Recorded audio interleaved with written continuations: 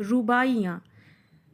रचनाकार हैं फिराक गोरखपुरी जी। जैसा कि पिछले भाग में हमने इनका जीवन परिचय पढ़ा और साथ ही पाठ्यक्रम में जोड़े हुए ये रुबाइयाँ और गज़ल जो यहाँ पाठ में पेश की गई हैं उसकी एक संक्षिप्त जानकारी ली है, जिसके तहत हमें ये मालूम हुआ है कि रुबाइयाँ और जो कि उर्दू भाषा और हिंदी भाषा का एक मेल जोल यहाँ पर हमें उनकी इस रचना के माध्यम से देखने को मिलेगा।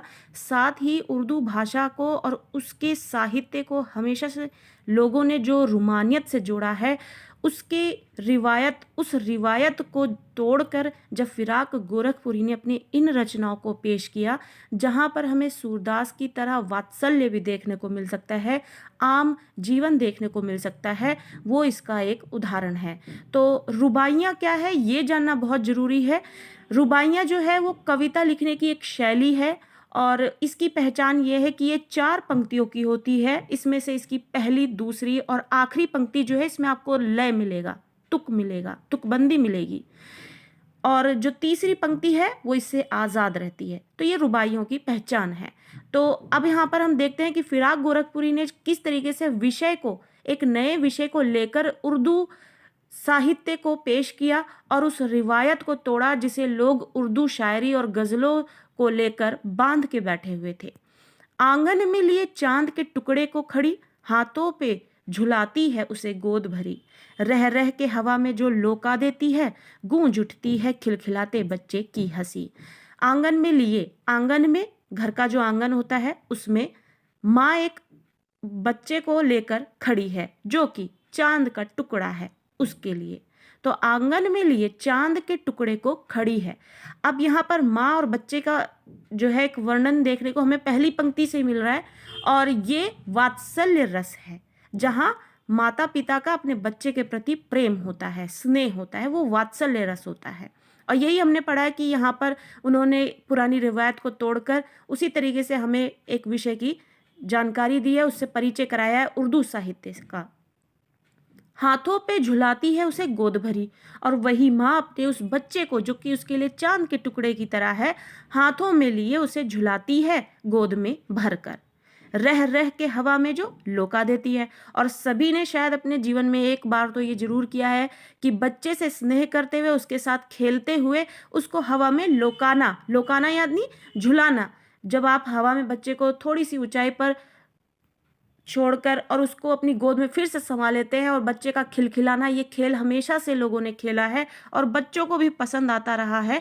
तो ये लोका देना यानी उछाल देना, इसका अर्थ होता है उछाल देना।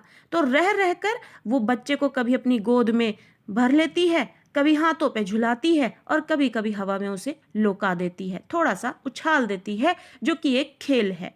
गूंज उठती है खिलखिलाते बच्चे की हंसी, और इस तरीके से उस बच्चे की हंसी जो है गूंज उठती है और वो खिलखिला उठता है।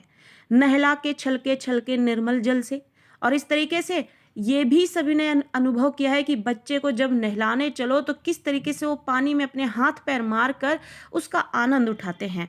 तो वैसे ही एक वो बच्चा भी जो है अपनी माँ के साथ जब नहा कर आया, उसकी माँ जब उसे नहलाती है धुलाती है, तो नहला के छलके यानी पानी में छपाक हाथ पैर मार मार के छलका कर जब वो नहला उठ के आता है तो निर्मल जल से, निर्मल यानी बिना गंदगी के, जो कि स्वच्छ है, तो उस साफ जल से वो नहा धोकर आता है, छलकाते हुए पानी में खेल कर, उलझे हुए गेसुओं में कंघी करके। और नहाने के बाद सब किस तरीके से बाल जो हैं उलझ जाते हैं, गेसुए मतलब बाल, तो उलझे हुए हैं गेसुओं में कंघी करके, और इस तरीके से उसके उलझे हुए बालों में वो माँ कंघी करती है।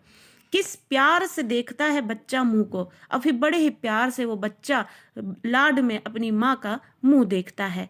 जब घुटनियों में लेके है पिनहाती कपड़े, और वही बच्चा जब प्यार से मुंह देखता है अपनी माँ का और वही शरारत करना शुरू कर देता है और वो नटखट हो जाता है और वो कपड़े पहनाने लगती है, तो अपने नटखटपन को दिखाने लगता है और कपड़े ना पहनने के बहाने से इधर उधर भागने लगता है।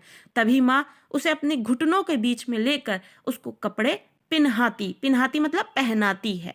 तो ये आप देखेंगे कि यहाँ पर लोका देना और फिर पिन्हाना और ये घुटनों के बीच में लेकर कपड़े पहनाना और बाल कंघी करना, नहला कर लाना, ये आम जीवन से जुड़ा हुआ विषय किस तरीके से हमें फिराक गोरखपुरी ने अपनी इन रचनाओं में दिखाया है, जो कि यहाँ पर दिख रहा है।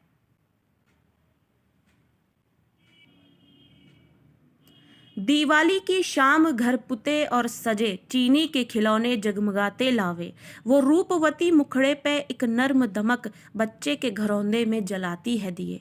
और इस तरीके से फिर त्योहार आते हैं लोगों के जीवन में। वो आम जीवन किस तरीके से त्योहारों को अपनी स्थिति परिस्थितियों के अनुसार जीता है, उसको खुशियों के साथ निभाता है और उसका आनंद उठाता है। ये भी आम जीवन की एक झलक यहाँ पर फिराक गोरखपुरी जी दिखाना चाह रहे हैं। और दिखाते हैं कि यहाँ पर दिवाली की शाम क्या होता है। दिवाली की शाम घर पुते और सजे, सब दिवाली से पहले हर कोई अपने घर की साफ सफाई करता है, साज सज्जा करता है, घर पुताता है। पुताना मतलब घर की सफेदी कराना या फिर रंग करवाना। तो दिवाली की शाम घर पुते, पुते मतलब रंग कराना, और सजे यानी सजाना, चीनी के खिलौने जगमगाते लावे। और इस तरीके से बच्चे के लिए वो चीनी के खिलौने, जो सफेद रंग के चीनी के खिलौने होते, जगमगाते हुए से लेकर आते हैं। वो रूपवती मुखड़े पे एक नर्म दमक, वो रूपवती जो है वो अपने मुखड़े पर एक मासूम सी और एक नर्म सी दमक लिए हुए, चमक लिए हुए, खुशी लिए हुए बच्चे के घरौंदे में भी जला देती है एक दिया। और इस तरीके से वह स्त्री जो बच्चे को अपना लाड दे रही है, उसको उसका पालन पोषण कर रही है नियम से, और उसी तरीके से अपना घर भी चलाती है, वैसे ही वो बच्चे के मुख पर खुशी देखने के लिए जो बच्चे दिवाली पर घरौंदे बनाते हैं अपने लिए, उन घरौंदों में भी उसी तरीके से नियम से वो दिए जलाती है, जिस तरीके से वो अपनी गृहस्थी को आगे संपन्नता दिलाने के लिए, ईश्वर से प्रार्थना करने के लिए दिवाली के दिन दिए जलाते हैं। आंगन में ठुनक रहा है जिद आया है, बालक तो हई चांद पे ललचाया है, दर्पण उसे दे के कह रही है माँ, देख आईने में चांद उतर आया है। और आगे जब बच्चा आंगन में खेलते खेलते ठुनक रहा है, जिद आया है, ठुनक रहा है यानी थोड़ा सा वो माँ से नाराज होने का जो है एक दिखावा कर रहा है, या फिर वो शायद सच में ही जो है माँ से थोड़ा नाराज हो गया है। किस लिए? आंगन में ठुनक रहा है, जिद आया है, ठुनक रहा है यानी वो उदास है और माँ से थोड़ा नाराज है। जिद आया है यानी जिद्दी हो गया है किसी एक विषय पर। बालक तो हई, हई शब्द जो है वो आम जीवन में प्रयोग होने वाला शब्द है, और इसका अर्थ है ही। जब व्यक्ति अपने वाक्य में ये प्रयोग करता है शब्द, वाक्य को बोलने के लिए कि बालक तो है ही, लेकिन आम जीवन में इसे व्यक्ति जो है हई शब्द बोल देता है। तो यहाँ पर आप देख रहे हैं ये शब्दों का प्रयोग जो है, यही सब चीज़ें जो है उर्दू और हिंदी का यहाँ पर जो मेल जोल दिख रहा है वो ये इसकी पहचान है। बालक तो हई चांद पे ललचाया है। अब विषय क्या है जो जिसकी वजह से बच्चा जो है थोड़ा माँ से नाराज है? वो ये कि बालक है और उसको तो चीज़ों की समझ नहीं है, और उसी नासमझी के चलते वो उसका चांद पे जो दिल आ गया है, ललचा उठा है, उसे चांद चाहिए खिलौने के रूप में खेलने के लिए। दर्पण उसे दे के कह रही है माँ, और माँ जो है वहीं पर अपने बच्चे को फुसलाने में, उसे लाड करने में, प्यार करने में अपनी समझदारी का परिचय देते हुए उसे दर्पण देती है, यानी शीशा देकर कहती है कि देख आईने में चांद उतर आया है। और इस तरीके से उसे वो उसकी ख्वाहिश पूरा करते हुए और चांद देते हुए उसकी इच्छा पूरी करती है, और बच्चे के मुख पर, जो कि उसके लिए चांद के टुकड़े के समान है, उसके मुख पर हंसी ले आती है। अब यहाँ पर माँ का आईने में चांद दिखाकर बच्चे को फुसलाने का अर्थ यहाँ पर यह है कि हमने जब इसका एक संक्षिप्त वर्णन पढ़ा था इस विषय को लेकर या रुबाइयों को लेकर, जहाँ पर हमें ये बताया गया कि यहाँ पर हमें काल्पनिकता का भी भाव देखने को मिलेगा, यानी कवि किस तरीके से कल्पना को भी यहाँ पर सामने लाएगा वो भी यहाँ पर दिखाया गया है। और ये कल्पना ही है जहाँ बच्चे को फुसलाती है माँ ये बताकर आईने में दिखाकर कि ये चांद उतर आया और उसकी ख्वाहिश उसकी माँ ने पूरी कर दी है। रक्षाबंधन की सुबह रस की पुतली, रक्षाबंधन की सुबह की बात की जा रही है। अब रक्षाबंधन सावन के महीने में आता है। सावन के महीने में किस तरीके से घटाएं छाई रहती हैं, हल्की हल्की बारिश होती है, सुहाना सा मौसम होता है। तो ये यहाँ पर इसका वर्णन किया जा रहा है। रक्षाबंधन की सुबह है, रस की पुतली, रस यानी कि वो चीज, वह वस्तु जो आनंद दे।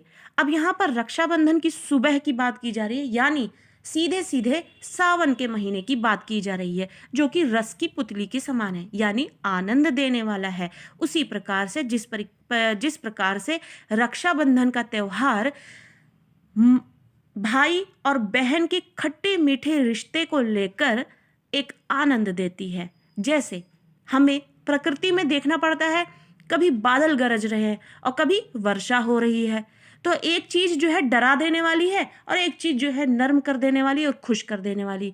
वैसे ही भाई बहन का रिश्ता जो है उसी की तरह है, जहां कभी लड़ाई होते हैं और कभी प्यार होता है। तो ये आनंद देने वाला है, रस की पुतली के समान है। इसीलिए रक्षाबंधन की सुबह रस की पुतली। छाई है घटा गगन की हल्की हल्की, गगन यानी आसमान, घटा यानी बादल। और इस तरीके से हम देखते हैं कि आसमान में घटा छाई है हल्की हल्की, बिजली की तरह चमक रहे हैं लच्छे। और यहाँ पर प्रकृति से जोड़ते हुए रक्षाबंधन के त्योहार को, उसमें समाहित जो प्यार है भाई बहन का, वो ये सब यहाँ पर हमें कवि दिखलाने की कोशिश कर रहे हैं। और किस तरीके से उसी सावन के महीने में बिजली चमकती है, वैसे ही जो राखी के गुच्छे हैं बाजारों में, या फिर वो बाजारों से खरीद कर घर लाए गए हैं, उन गुच्छों में हमें वो बिजली सी चमक दिख रही है, जिसे भाई के है बांधती चमकती राखी। उस चमकती हुई राखी को भाई के हाथ में वो बहन बांधती है। तो फिर से यहाँ पर एक बार रुबाइयों को दोहरा लेते हैं। आंगन में लिए चांद के टुकड़े को खड़ी हाथ पे झुलाती है उसे गोद भरी। आंगन में माँ जो है अपने चांद के टुकड़े यानी अपने बच्चे को लेकर खड़ी है, जिसे वो हाथों पे झुलाती है और गोद में भरकर रखती है, रह रह के हवा में जो लौका देती है। और इस तरीके से माँ और बच्चे के बीच का जो स्नेह है, प्रेम है, वो इस तरीके से है कि कभी वो उसे लाड करती है और कभी उसे हवा में थोड़ा सा उछाल कर उसे हंसाती है। और इस तरीके से गूंज उठती है खिलखिलाते बच्चे की हंसी। नहला के छलके निर्मल जल से, और उसे नहला के और छलकते हुए निर्मल जल से जब नहला के माँ उसकी लाती है, तो उसके उलझे हुए जो बाल हैं उसमें कंघी करती है और किस प्यार से देखता है। फिर उसके बाद बच्चा जो है बड़े ही प्यार से अपनी माँ को देखता है और फिर वो नटखट हरकतें करता है और इस तरीके से कपड़े ना पहनने की जिद में इधर उधर भागता है, जब माँ उसे अपने घुटनों के बीच लेकर कपड़े पहनाने का प्रयास करती है।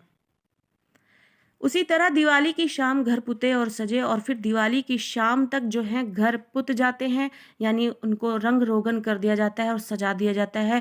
और फिर बच्चों के लिए चीनी के खिलौने जगमगाते हुए लाए जाते हैं और वो रूपवती मुखड़े पे अपनी एक नर्म सी दमक लेकर उस बच्चे के घरौंदे को भी दिए से रोशनीमय कर देती है, जिस तरीके से वो अपनी गृहस्थी को रोशनीमय कर देती है। आंगन में ठुनक रहा है, जिदियाया है, बच्चा है जो आंगन में खेल रहा है, थोड़ा सा ठुनक सा गया है, यानी कि माँ से थोड़ा नाराज है क्योंकि उसने जिद की है। बालक तो है ही, वो चांद पर जो है उसका दिल आ गया है, वो ललचा गया है चांद को देखकर। उसने माँ से जिद कर दी है कि उसे अब चांद चाहिए। माँ भी उसे जो है दर्पण देकर कहती है कि देख आईने में चांद उतर आया। और इस तरीके से कवि यहाँ पर अपनी काल्पनिकता का जो पुट है वो दिखाने का प्रयास कर रहा है।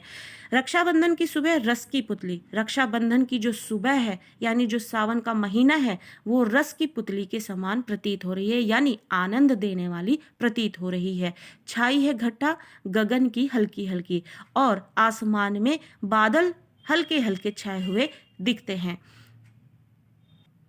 बिजली की तरह चमक रहे हैं लच्छे भाई के हैं बांधती चमकती राखी। और इस तरीके से वो राखियों के जो लच्छे यानी गुच्छे जो है वो बिजली की तरह चमक रहे हैं। जिस तरीके से सावन के महीने में बादल घिराते हैं और फिर बिजली चमकती हुई दिखती है, उसी तरीके से वो बिजली की चमक लिए हुए राखी के जो गुच्छे हैं वो दिख रहे हैं, जिसे बहन जो है भाई की कलाई में बांधती है।